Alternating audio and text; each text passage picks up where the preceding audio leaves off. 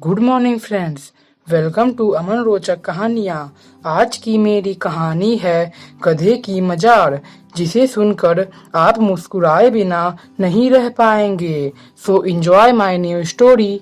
किसी मजार पर एक फकीर रहता था, जो उस मजार की सेवा में लगा रहता था। सैकड़ों भक्त उस मजार पर आकर दान दक्षिणा चढ़ाते थे। उन भक्तों में एक बंजारा भी था। वह बहुत गरीब था, फिर भी नियमानुसार आकर माथा टेकता, फकीर की सेवा करता और फिर अपने काम पर जाता। उसके कपड़े का व्यवसाय था। कपड़ों की भारी पोटली कंधों पर लिए सुबह से लेकर शाम तक गलियों में फेरी लगाता। एक दिन उस फकीर को उस पर दया आ गई और उसने अपना गधा उसे भेंट कर दिया। अब तो बंजारे की आधी समस्या का ही हल हो गया। वह सारे कपड़े गधे पर लादता और जब थक जाता तो खुद भी गधे पर बैठ जाता।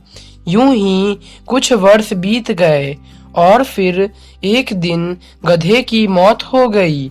बंजारा बेचारा बहुत दुखी हुआ। उसने उस मृत गधे को एक उचित स्थान पर दफनाया, उसकी कब्र बनाई और फूट फूट कर रोने लगा।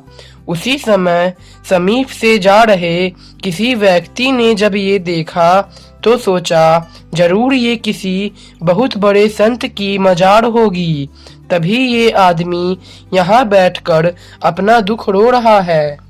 यह सोचकर उस व्यक्ति ने कब्र पर माथा टेका और अपनी मन्नत हेतु वहां प्रार्थना की और कुछ पैसे चढ़ाकर वहां से चला गया। संयोगवश कुछ दिनों के उपरांत ही उस व्यक्ति की मनोकामना सच में पूर्ण हो गई।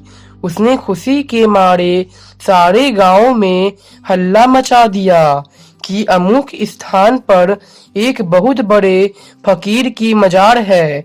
वहां जाकर जो मन्नत मांगो वो पूरी होती है। अब तो उस दिन से कब्र पर भक्तों का तांता लगना शुरू हो गया। दूर दराज से भक्त अपनी मुरादें पूरी करने वहां आने लगे। बंजारे की तो चांदी हो गई।